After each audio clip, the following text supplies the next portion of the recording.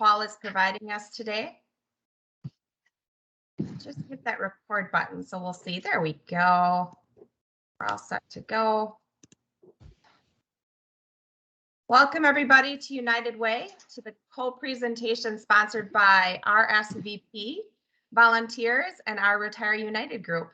You are in the correct location and we're so glad that you are here today. My name is Sarah Olafson. I am the Director of Communication for United Way. Thank you.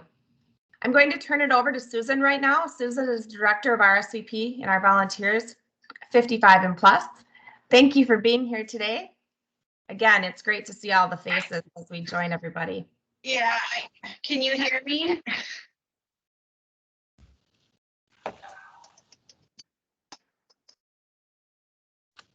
It's bad. And our first technical difficulty. So Susan's bandwidth is just not going to great right now, and that's okay. Susan is in our office today in a location next to Paul. So I believe she's just going to walk herself right across the hall to Paul, and the two of them will do an introduction together.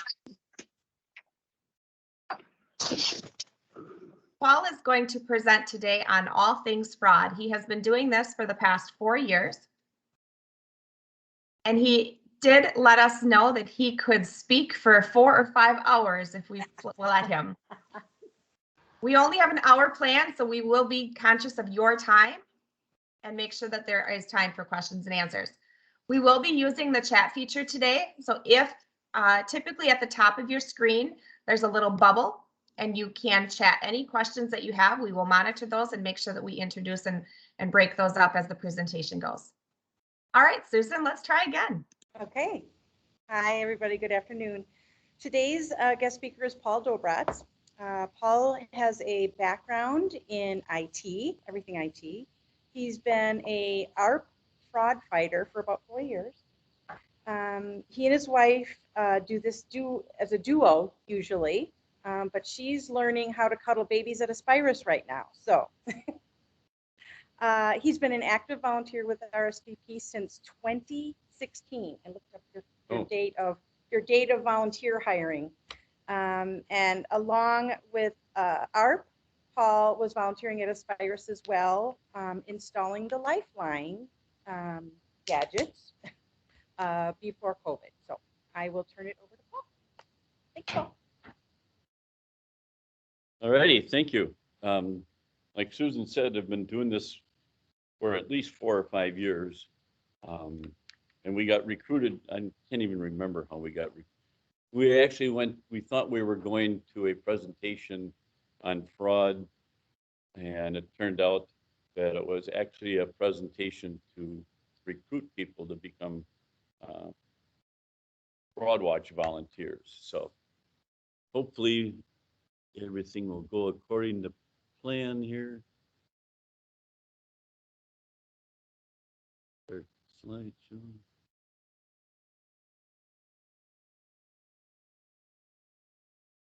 Okay, with AARP Fraudwatch, we have a lot of different presentations. Everything from I did one last year for RSVP about coronavirus, COVID-19 scams that were taking place. Today we're going to talk a little bit about cyber safety, you know, how to stay connected, how to stay protected while you are connected. So the AARP created the Fraudwatch network to help consumers spot and avoid scams and provide support and guidance. I would urge you to, even if you're not an AARP member, to go to aarp.org/fraudwatchnetwork. And that will give you tons of information about different scams that are happening. The last time I checked, they had a listing of 95 different scams that you could click on and get more information about it. You can also sign up for what we call watchdog alerts, where they'll send you information about scams new scams that are happening and old scams that are rearing their ugly heads every day. So in this link, when we talked about that, I have a PDF document that we can send, that we'll be sending to you, that will have the link for the Fraudwatch network built right into it. So you really don't have to copy this down. So, so like I said, today we'll talk about online fraud and cyber scams. If we get a little bit of time, I do have another presentation on phone call scams, but we'll see how we're doing for time.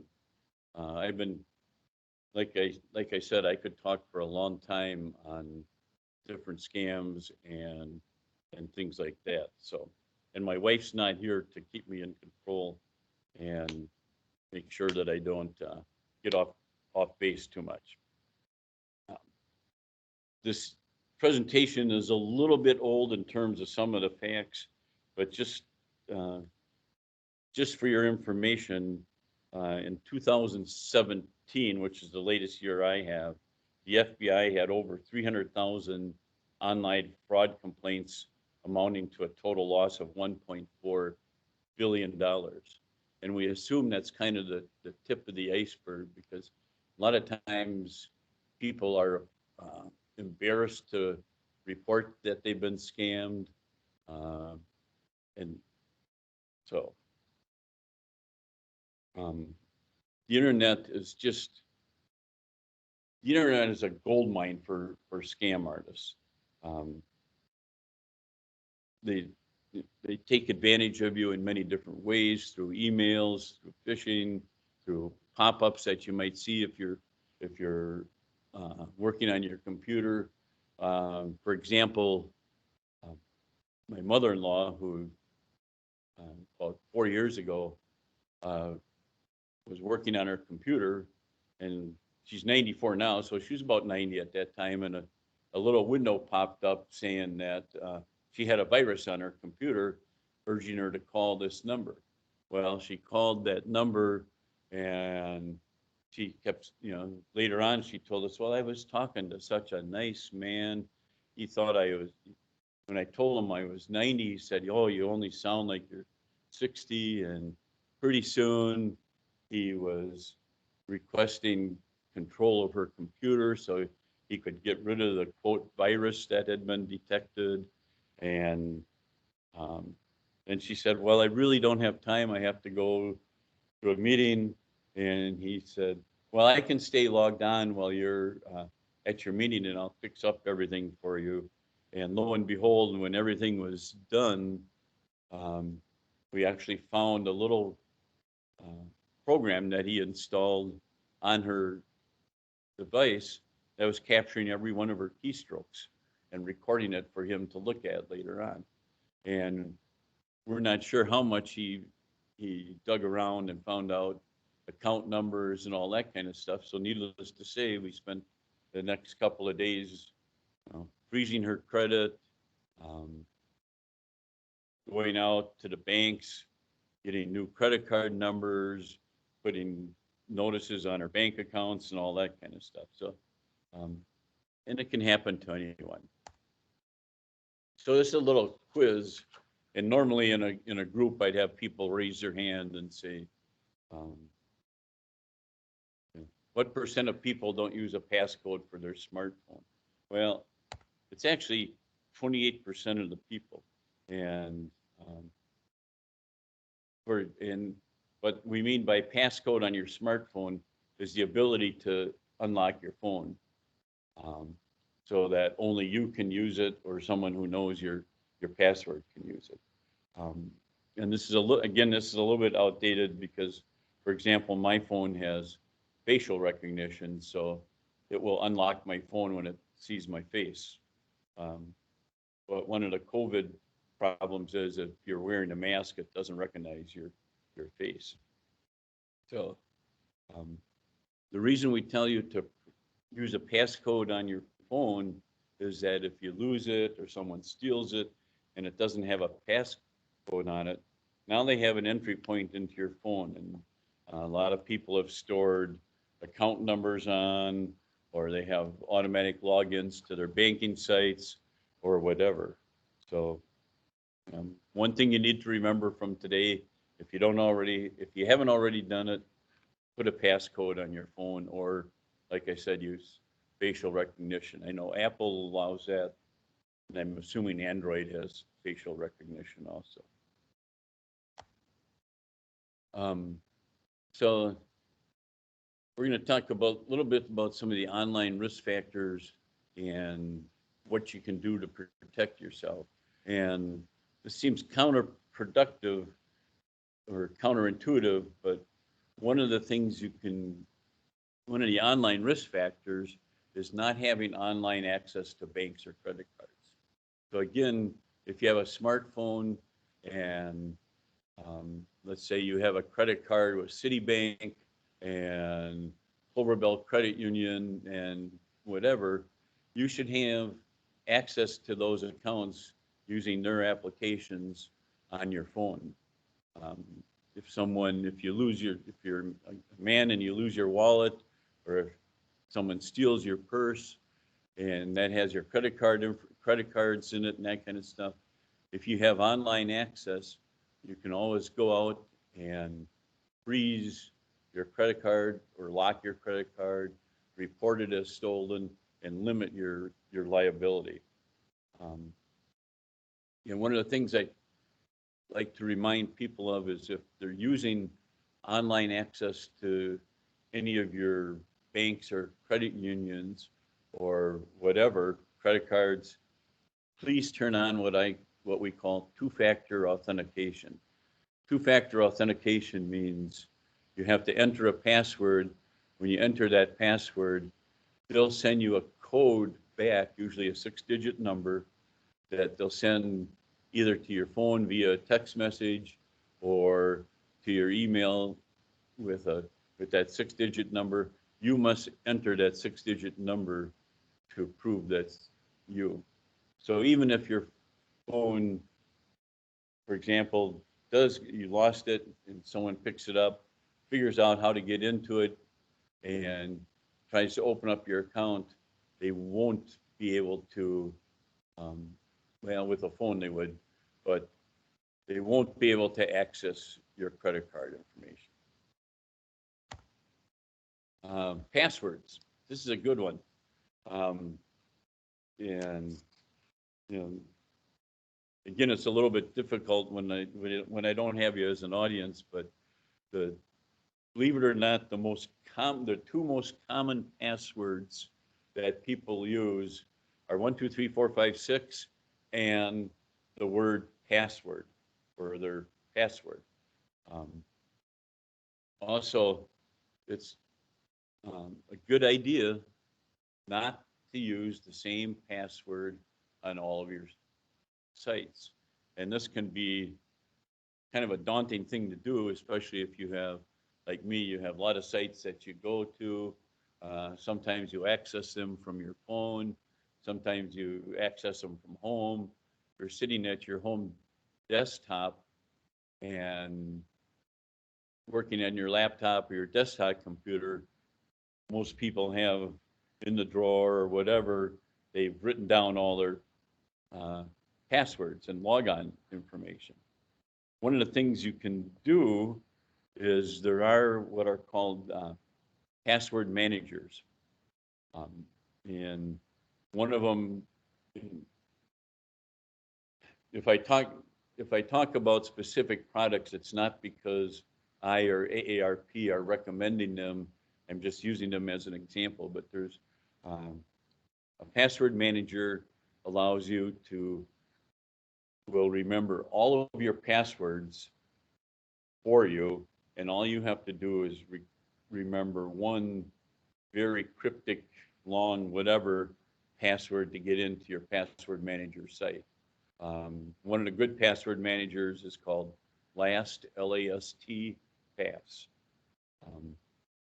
And you can install LastPass on your desktop, you can install it on your laptop, you can install it on your tablet, you can put it on your phone, so that for all of the sites you go to, it will generate a very unique password, and you only have to remember the one password to get on to the LastPass site, for example.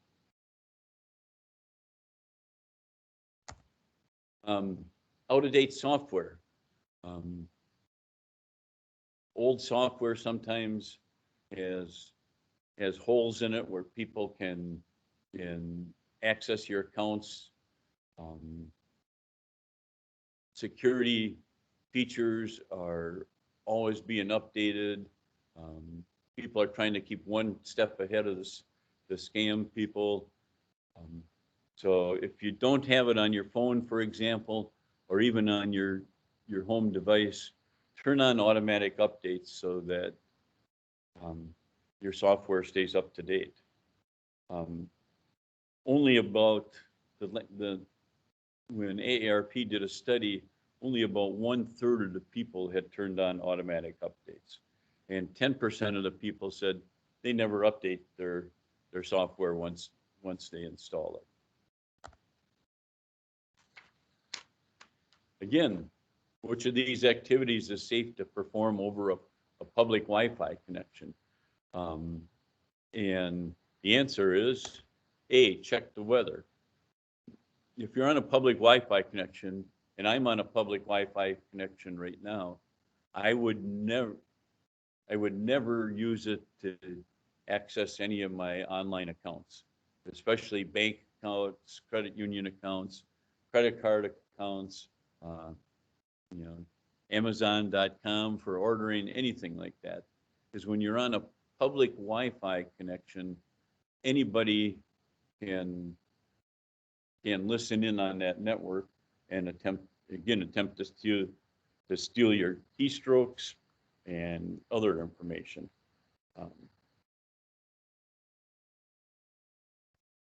And probably the biggest place that people end up having when they're on a public Wi-Fi network and have issues later on is airports, especially when you have a lot of time, you're stuck at an airport, you decide, oh, I'm going to get on and check my bank account, or I'm going to get on and do it.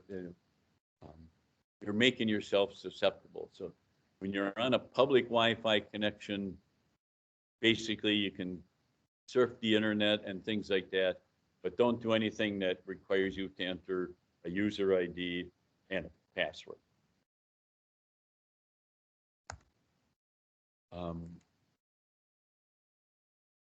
This was kind of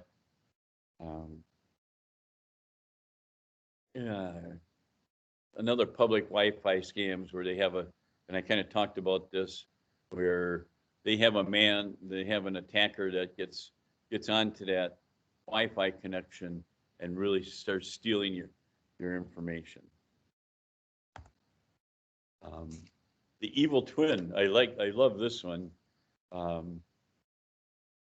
And what the evil twin public Wi-Fi is, if I'm right now, I'm on the public Wi-Fi network I'm on is, gotta look, UWMC, yes.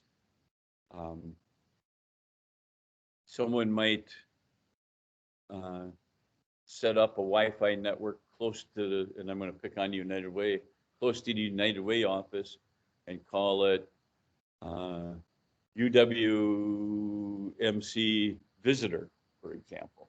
And you might get onto that network thinking, oh, I'm on the Wi-Fi for the United Way, when you're actually on someone else's Wi-Fi network and they're trying to steal information from you. Another scam is, this is called war driving, and I'm not sure where the term war driving came, but people drive around in a car with a smartphone looking for unlocked or poorly protected Wi-Fi networks. So this might be your own network at home. If you have don't require a password on your own home network, or it's an easy password to guess, they may park their car and actually hack into your own Wi-Fi network that you consider your own personal Wi-Fi network at home that you consider safe. And I would consider safe because that's the one I use when I start doing my banking and et cetera. I'm on a Wi-Fi network at home. I have my password for my Wi-Fi network at home is 16 digits long, and it's a combination of letters, characters, numbers, and almost impossible to guess. Even if you have a computer generating passwords, trying to guess passwords, the longer that password is, and the more different characters and numbers you use, the harder it is to guess. So, and again, the risk here is someone can connect your own home Wi-Fi network, and once they get connected, they can connect your computer. They can go through your directories and look for account information that you might, any kind of private information that you might have stored.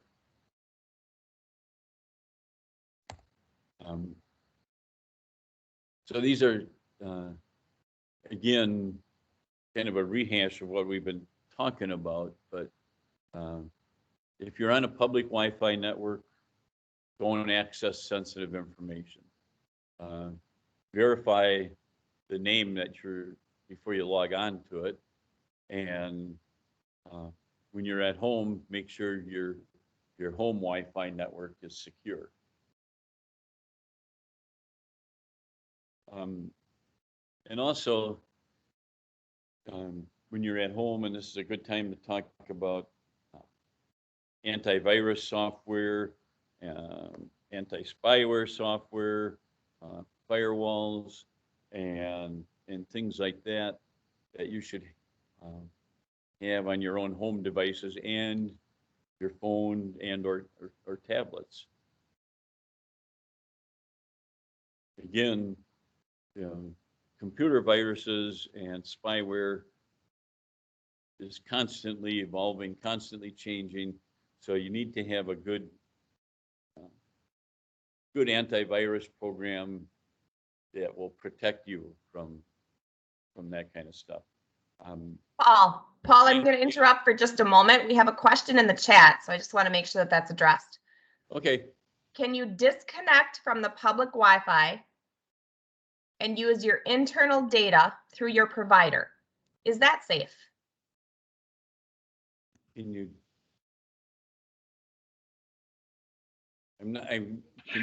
That was my question, Paul.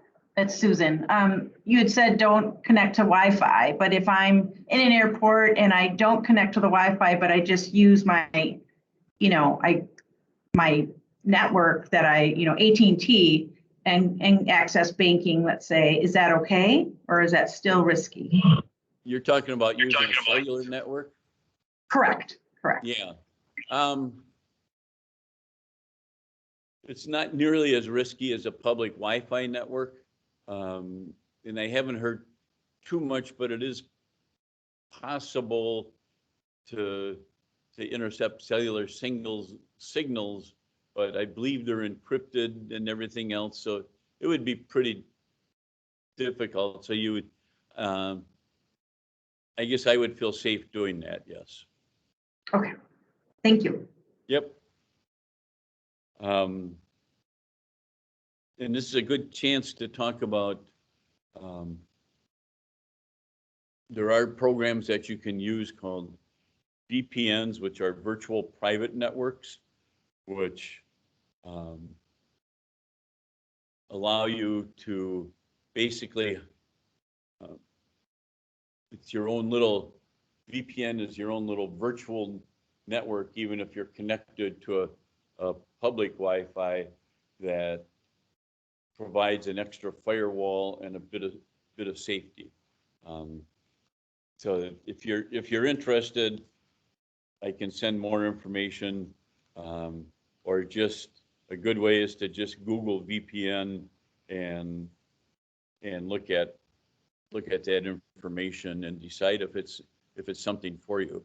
Some of the VPNs, like the one I use, I have difficulty sending email. I have to turn off my VPN in order to to send an email. Phishing scams. So we're gonna kind of change course here. We've been talking a lot about public Wi-Fi and things like that. Phishing scams are things that scammers do to trick you into clicking on an attachment, opening an attachment, following a link, etc. And these become real common in emails and text messages on your phone and things like that. What they're trying to do is to, for example, you might get an email and it looks like it's coming from, let's say Amazon.com, and or it might say, "This is Amazon. Please sign on to your, follow this link and sign on to your account to update your, credit card information," or whatever. Well, take your cursor, your pointer, and hover it over that link and look to see where that link is going. If it's not going to www.amazon.com, if it's going to some weird address, that just means that someone is imitating, sent you an email that looks real authentic, but they want you to go to that site, and all they're going to do is steal your credit card information. If you get emails and it looks like it's coming from Amazon, and you go, again, move your arrow up and hover by that email address and see where the details of the address are, it's probably not coming from Amazon.com. It's probably coming from some fake site. So all that information, all they're trying to do is to get information from you. They might say, well, this is the bank and we're updating our records, or this is the IRS, or the Social Security Administration. Well, guess what? The IRS and the Social Security Administration will never, I don't say never very often, but will never ever contact you via email or phone or anything like that to request information. They will always send you a snail mail letter through the post office. A good example of this, and I'm going to digress a little bit, but I don't know if you remember, maybe 5 or 6 years ago, shoot, I was still working, probably 7 or 8 years ago, and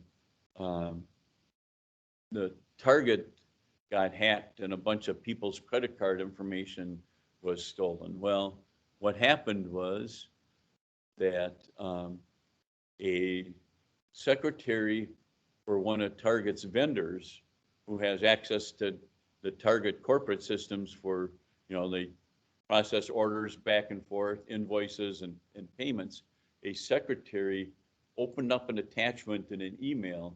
Well, that email was from a hacker that was a program that opened it up, wormed its way all the way through Target's network into Target's corporate systems and down to each point of sale terminal, each cash register. And normally when you swipe your credit card, the first thing that happens is they encrypt it so that when they send that information over a network, nobody can read it. Well, this little program intercepted your credit card number before it was encrypted and saved it and sent it to their own site. Well, it turned out that this software was, they traced it back, and it was written in Russia, and it was being offered for sale to whoever wanted to buy it. So again, don't click on the link. Don't open files from strangers. And the whole thing here, if a message sounds too good to be true, it probably is. The famous scam about, hey, you won the lottery, but we need $200 from you to make sure that we can send you the $2.8 million. Well, guess what? If you never entered the lottery, you're not going to win a lottery. If you get a strange message that looks like it's from a friend, you know, take a hard look at that. Read the entire messages, and if you're on a browser like Chrome or whatever, and it says HTTPS, the S means that it's secure. If you get a message and it says your bank wants you to verify information, or a credit card wants you to verify information, the easiest thing to do is you call the bank, or you call the credit card company that's, with the phone number that's on the back of your card, and ask them, did you contact me? And they will know whether they did or not. So never give out information if you have not initiated that call.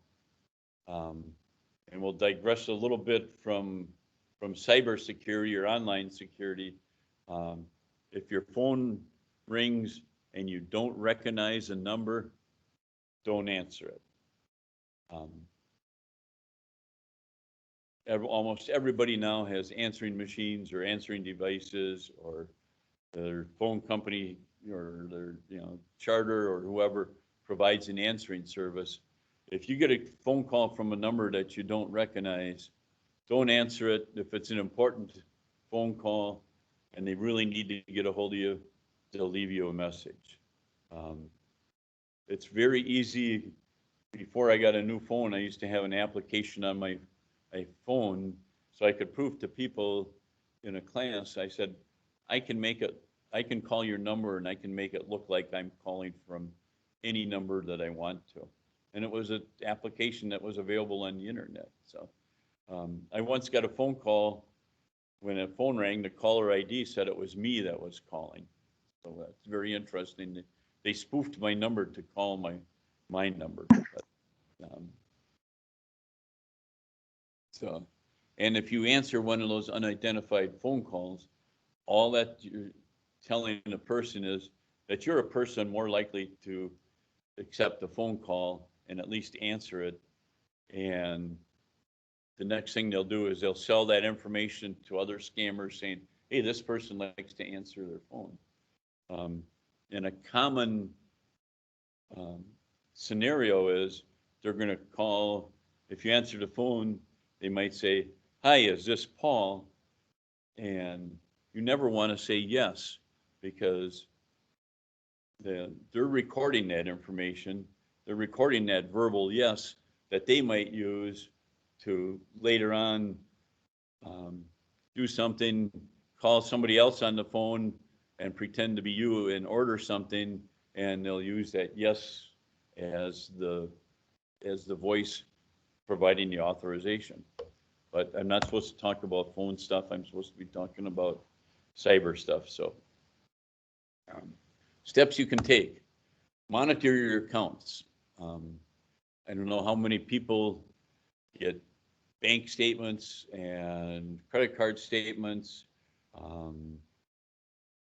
anything like that, financial institutions, you name it. Well, always look at those statements to make sure that the activity that's happening is correct. And also set up access to your accounts so you can periodically check your account. I know I get in on enough to my credit union site to know where I can look and say, hey, that my balance doesn't look right. And, maybe someone has hacked in or gotten my, swipe my debit card number or whatever. And there's another good example. I was at a seminar, and this person said, never, ever, ever use your debit card as a credit card. Always use it as a debit card where you have to enter a PIN number. And he said, you're much better off using a credit card than a true credit card, rather than your debit card. I tend to use mine only to get cash, at the drive-through at the credit union.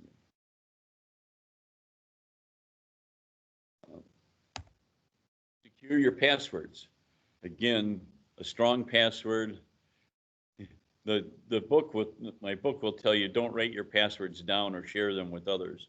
Well, I don't know about you, but if I don't write down my passwords, I'll never remember all of them. And I've been trying very hard not to use the same password. Before I started teaching fraud classes and things like that, I was guilty of using the same password in a lot of spots. Also, Google will, if you have a Google account and sign on to Google, Google will save passwords for you. Google will also generate passwords for you. So you can get some extremely long passwords that are difficult to hack. And if you trust Google, by all means, go ahead and use that. Or use a password manager. Protect your devices. This includes your phone, keeping up to date on your desktop, laptop, whatever, of keeping up to date on the software. Most software fixes that come out are security fixes. They're not really, other than lately now, Windows 11 is the brand new thing, which is new features.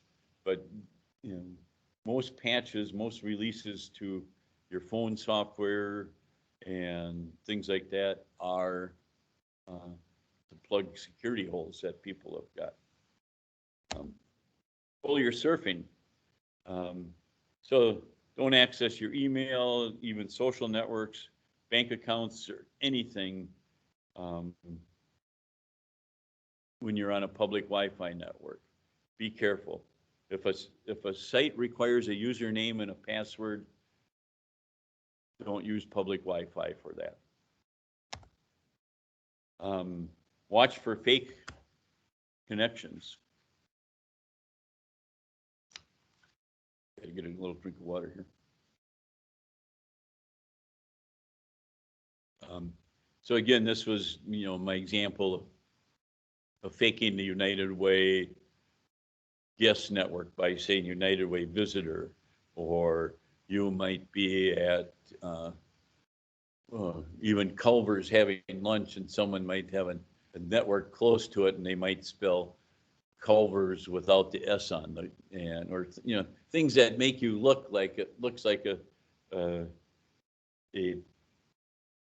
true public Wi-Fi network, but it's really someone's private network where they're going to try to steal stuff. And beware of those phishing scams. Again, people, like if you get an email from your bank, if you get anything, watch the link that you click on. If it's not a link that you recognize, go ahead and call the bank. So this is kind of just a repeat of that first slide that we saw. And again, the best thing you can do to protect yourself is to be smart. Don't click on a lot of things that say this is free or whatever. Sign up for watchdog alerts from AARP, or go out to AARP and explore the Fraudwatch network pages. None of this requires you to be a member of AARP, although we'd like you to become a member if you're not. But AARP has invested a lot of time and effort into helping people protect against scams. One of the things they did is they interviewed people both in jail, released from jail, and et cetera, and found out information on how they scammed people, and it's amazing. So And unsure if it's a scam, if you've been victimized, here's an online toll-free number that you can call, and volunteers for AARP will help provide you information, point you in the right direction if you've been victim of a scam, etc. So that's the formal presentation. I want to look at one other, oops. See if I can find it here. This is a great time too. If anyone has any questions, feel free to unmute yourself. You can raise your hand, you can turn your camera on, or you can do a chat in the chat feature. We have about 15 minutes left. And if you have any questions, we'd love to hear them. The comment about the bank reaching out to you, it happened to me this morning. You guys, I got an email from the bank wanting to verify my information. So it happens, that's for sure.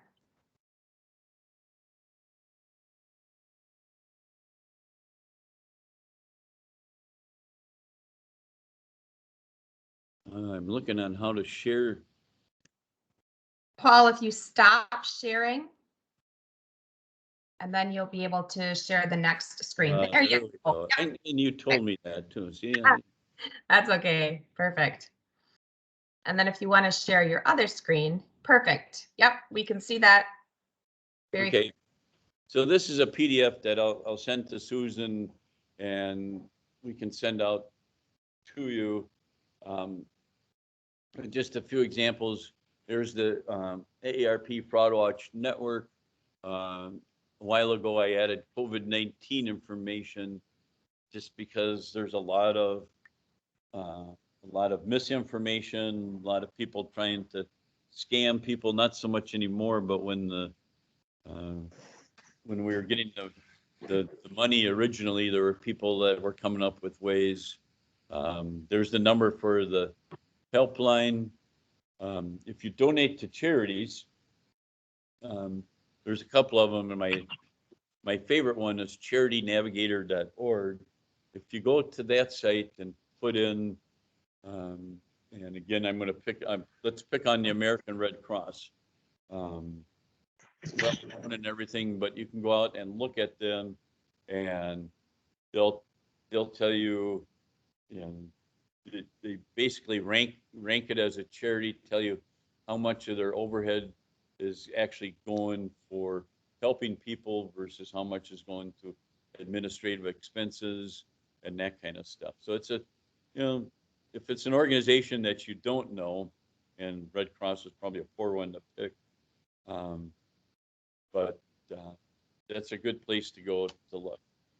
You can check your credit reports, and most credit card companies now are giving you that same ability to check your credit report.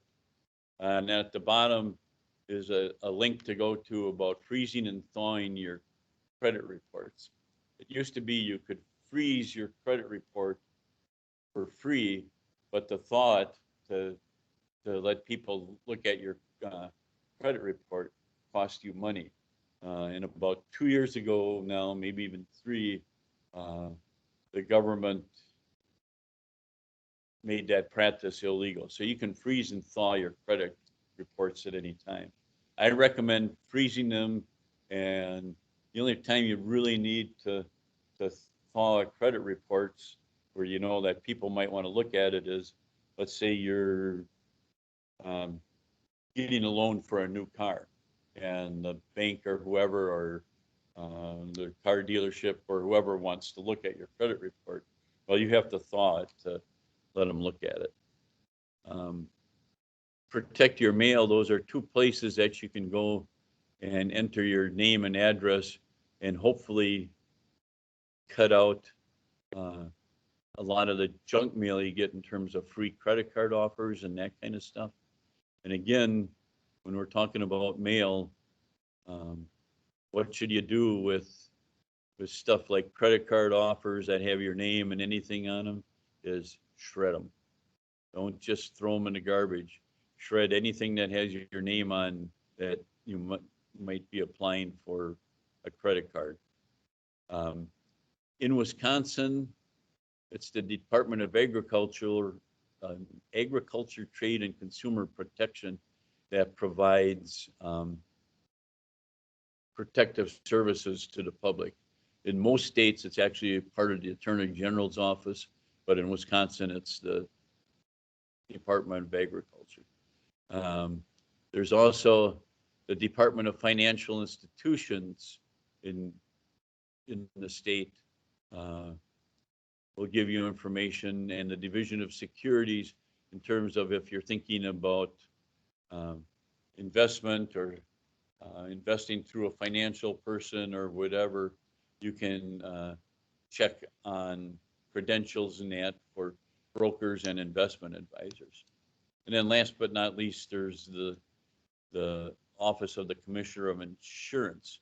And this is just information that I like to provide if you have concerns about all kinds of stuff. The most thing that seniors have questions on and that kind of stuff is annuities and things like that. So, do we have any other questions?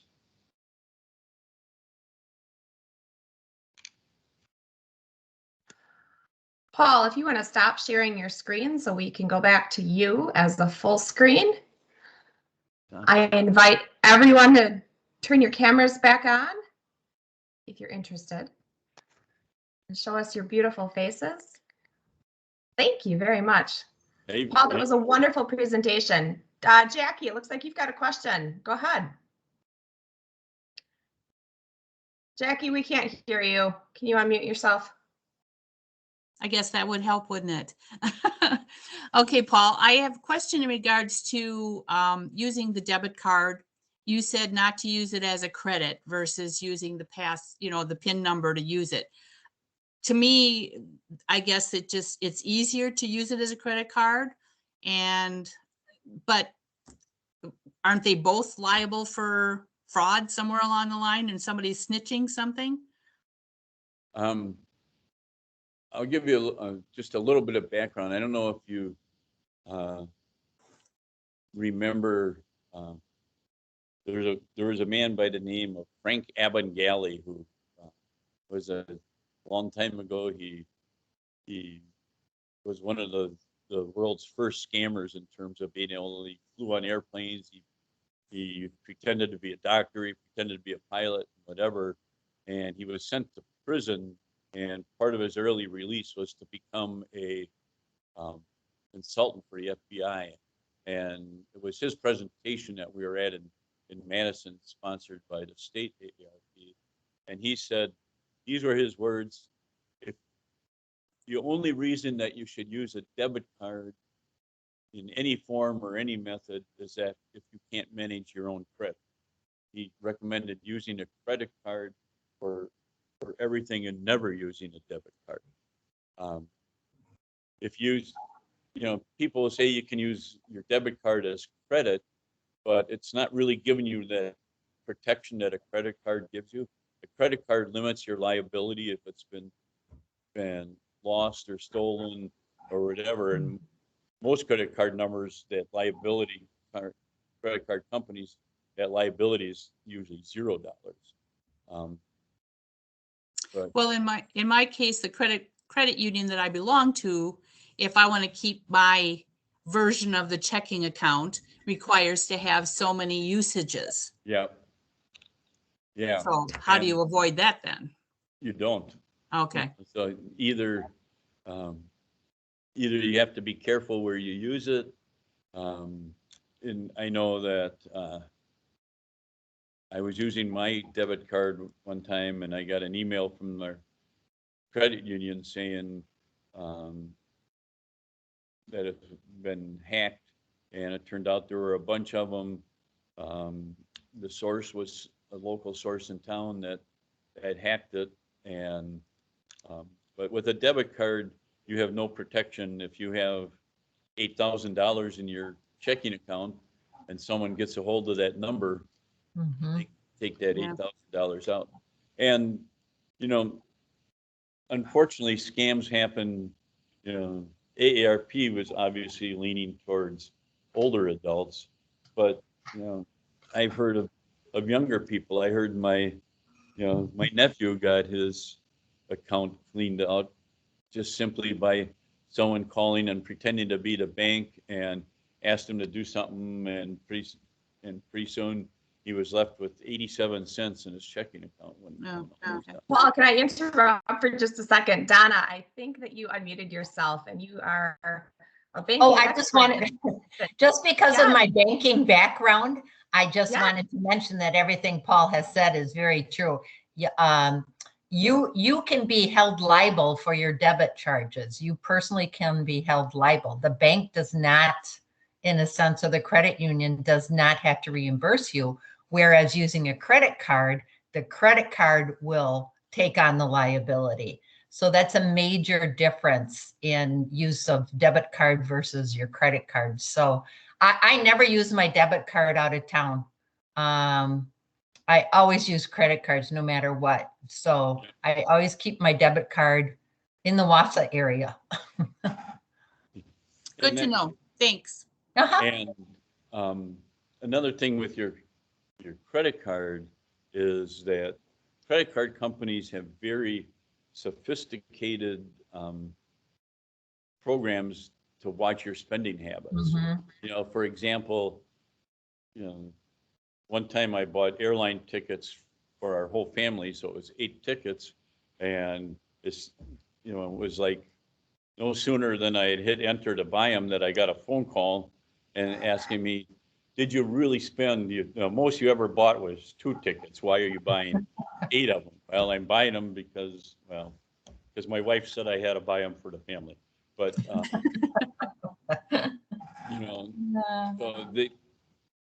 and another thing is with credit cards, you can turn on alerts. You can say, notify me if there's a charge over X number of dollars, or notify me anytime that someone makes that number is used, but the physical card is not present, so online purchasing. There are credit card companies, and I haven't seen them as much lately, that would let you generate a unique credit card number for every online session that you are at. And I think that's kind of gone by the wayside now. But again, the credit card, like Donna said, they're liable for unauthorized use, whereas your debit card, it's like cash. Mhm. And for your debit card too, you can set some limits on it too. You can get warnings that says, if anybody uses the card over $100, send me an alert.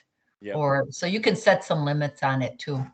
And interestingly enough, and I won't say which credit union that I belong to, but they just recently sent me an email saying this was a new feature for their debit card. And I thought, wow, it's about time. But and my wife gets mad at me every time she logs on to the credit union because I turned on 2-factor authentication for her. So then it sends her a text message, and she's always looking for her phone. So how many people did we have today? Let's see.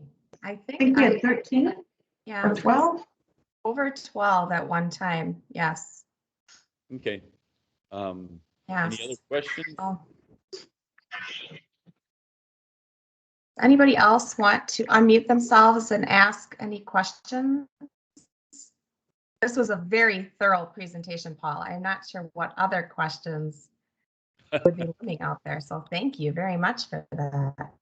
I can talk a lot, about a lot more stuff yet, all the,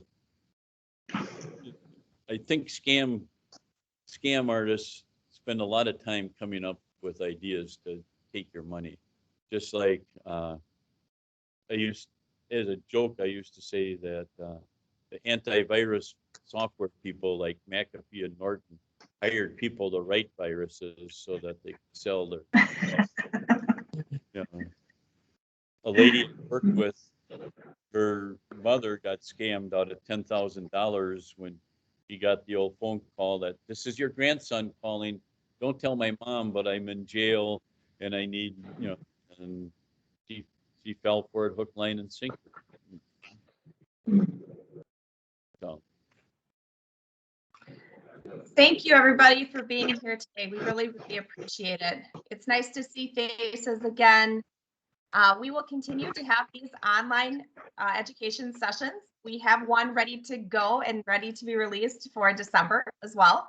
So watch the United Way website and our Facebook page or our LinkedIn or Instagram if you're on social media at all, because we will release that next education session coming up very shortly.